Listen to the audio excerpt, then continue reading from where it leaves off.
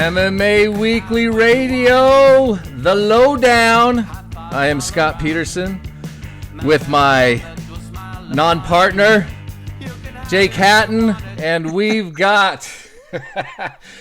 It's like a rash that never goes away. It always seems to come up, and it's Conor McGregor needs some ownership. Sylvester Stallone willing to make Conor McGregor a UFC owner. When WMEIMG purchased the UFC for more than $4 billion, they offered minority ownership stakes to many of their clients who took them up on the offer. Some of those celebrities include Sylvester Stallone, none other than Rambo, and Rocky. What else did he play? The Italian Stallion. Yeah, well, that is Rocky. The Expendables. He's all over the place. Freak. And Mark Wahlberg, Conan O'Brien, all of whom have made various overtures of their willingness to cut McGregor in on the action. McGregor, of course, has often pined for his fair share, quote unquote, of the UFC pie, believing that he's done enough for the company to warrant ownership. Thus far, UFC President Dana White has balked at such demands. Why? It seems what I find a little bit interesting here. Conor's a multi-millionaire.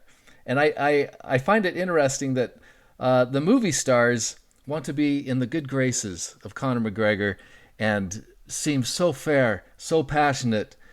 And Sylvester Stallone says, here, I would be willing to give you my shares. What do you make of this, Jake?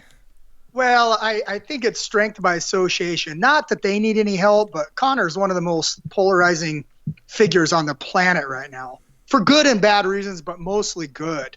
I mean, he's an incredible fighter, the whiskey brand, the UFC.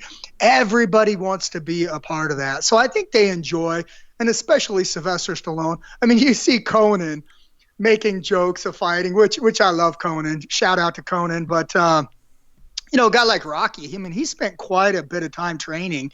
And in the boxing world, even though it was the movies, he still did quite a bit of training. So I think he wants to be associated with that.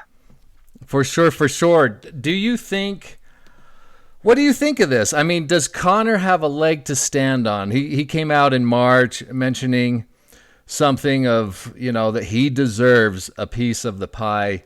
Dana says no. Even Mark Wahlberg says, if you want a piece of the pie, sign the check. Put your money where your mouth is. You've got to, if you're going to be an owner takes risks. Where has Conor taken the risks to say I should have ownership? Well, the risk is putting your body and your health, for the entertainment of the fans. That's your biggest risk, and that's what some of these celebrities will never know. They're not going to know the problems that he has later, if he does. Let's pray that he doesn't. But a lot of fighters, I mean, we've seen it with Muhammad Ali. We've seen it with a lot of fighters. They have so many problems afterwards. The brain injuries, so on and so forth. So that's a big one. And also, sure. Sources very close to the UFC have told me that they don't think they would have got a $4 billion valuation without Conor's wild media tour and his popularity. So I think he was such a strong asset for him that he might have secured that sale. So I would have to agree with you. I don't think that $4 billion price tag could have been done without Conor. But Conor wouldn't be Conor without the UFC. So it's the chicken and the egg. The chicken and the egg here. When Conor joined the UFC, did he go, you know what? I know I'm going to be the freaking superstar, and maybe he did, maybe he knew this, but if he wanted ownership, why didn't he say, hey, I don't want to be paid as an employee. I don't want a paycheck. Don't pay me at the end of this fight. Don't pay me at the end of the next fight. I want you to pay me in ownership shares because I believe in myself. Did he do that? No, he didn't. He got paid, and it's like and you make a good point. Because the fighters do put their necks on the line more than any of us would know that love the sport and love to watch it. But it's like with the NFL football players. Well, it's maybe not quite the same thing, because there was, I believe, some deception within that situation. But when you go in as a fighter, you know there's risks, and you know.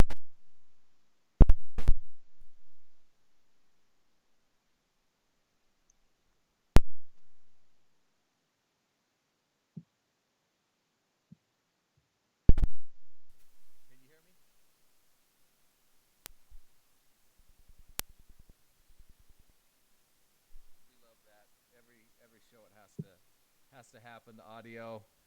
Where are we now? Okay, we got the audio back.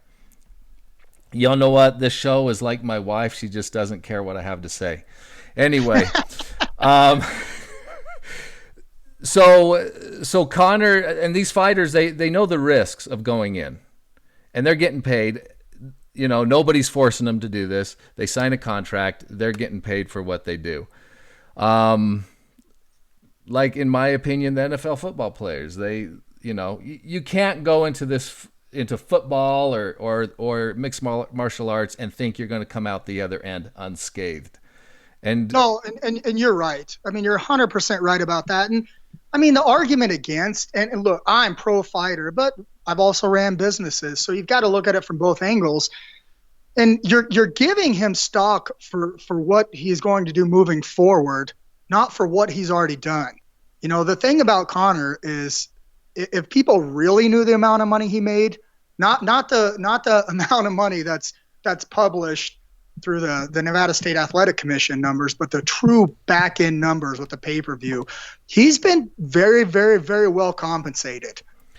He has, and I just, you know, if you want to be an owner, part of being an owner, and the Fertittas and Dana know about this, is that they were on the verge of going bankrupt. They put their necks on the line. They made the risk. They reaped a huge reward. And I haven't heard Conor say, well, you know what? I want to be owner, and the next UFC show that loses money, I'm going to write out a check and give to you, because I took the risk, and here's money out of my pocket to help pay for it. I haven't heard him offer that, because that's what essentially owners do. The UFC is not making money on every show.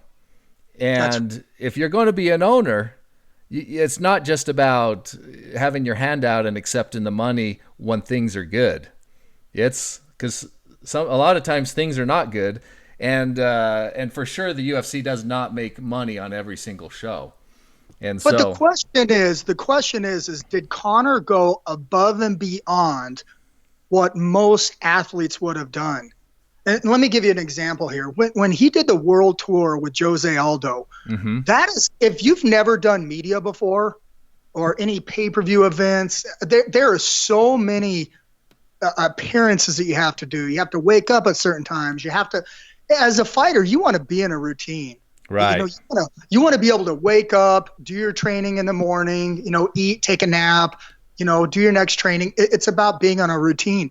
When you're on an airplane flying from George St. Pierre hated this. He hated the media. But when you're flying from country to country and around, it's really affecting your training schedules, your nutrition, your weight cutting. I mean, there's a lot that goes into this. So I will say Conor has done an amazing job and happily did it to build himself up to where he's at. So, I mean, there are many arguments for and many arguments against. I find it interesting. He's painting himself as a proletariat. He's a 1%er. I don't see people having much sympathy for the multi-millionaire not getting his stock shares. Well, it's easy to hate when somebody's on top. And I'm not hating anybody. This is the beautiful thing about the situation, is that he has made a lot of money. I think he should make a lot of money. Let the free market decide, the winners and the losers. And Conor has definitely been a winner. And but at the same time, he has his. It appears to me that he has his hand out asking for this, and it's like, well, then negotiate it in the contract. I mean, and do that. That's the time to negotiate that. But I don't see that he's put the risk out there. And if you say, well, he's put his mind, his blood, his soul as the risk, and so has every other fighter. And I haven't seen Conor advocate for every fighter that stepped into that octagon and spilt blood to receive ownership in the UFC. And so, yeah, I just it falls a little flat to me. Yeah, it's a tough argument both ways, because Conor has brought the level of fighter pay up. I mean, he's the highest paid fighter ever, so you're going to bring that baseline hopefully higher for the fighters. But again, I mean, it's tough to compensate him for work he's doing moving forward. Maybe he should look at his contract instead of saying, hey, I want to make X amount, cut that in half, and maybe do some conversions into stock with that. I mean, there's some creative ways he could do that. But you could also make the argument that UFC gave him a platform to push his whiskey brand to one of the biggest whiskey brands around right now. So For sure.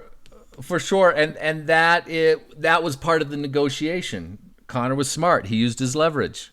Mm-hmm. There's nothing wrong with that. And he's kind of like parlayed that into his other businesses. And that's great. But, does he deserve a piece of the UFC? I say you deserve it when you put up the risk. And when you put up that risk, you get the reward. And I think Conor has gotten nothing but gotten paid all day long. And better than a lot of fighters. Yeah, he has an incredible team around him, from his managers to his attorneys to everybody around him. So they've done a really great job. I think Conor's going to be just fine no matter what. Let's go to the chat room here. We have a lot of discussion going on. Sidharth says the new pay-per-view model doesn't give Conor any financial advantage. We don't know that. And then we have Overheated Eskimo. Before ESPN deal, Dana said ownership is possible and is ready to have that talk. Mark said he would sell Conor a share. Now Mark doesn't want to sell, and Dana says ownership is out of the question. And then Sidharth, every sport is known on TV for entertainment. Conor did a damn good job at it, and that's for sure. And that's why he has been. That's why he's at where he's at right now. And Jason B, UFC is in such a dismal state with shit talent right now. Well, that should play into Conor's favor, if that is the case. If you believe that there's just not much out there, then that not to get into a giant debate, but I wouldn't say it's shit talent. I would say that there's a tremendous amount of talent. I mean, by far, probably 100 times more talent than any other organization. However, when you're doing that many shows, it's hard to fill up each show with premium talent. That it is. Well, guys, in and out. That's how we do it. The down and dirty. Jake and I aren't doing the down and dirty, but the show is. The lowdown. Thank you guys for tuning in, and we will be back soon. And watch for us. Smash that like button. Sign up as a subscriber so you get the notifications, and we will see you soon at the lowdown.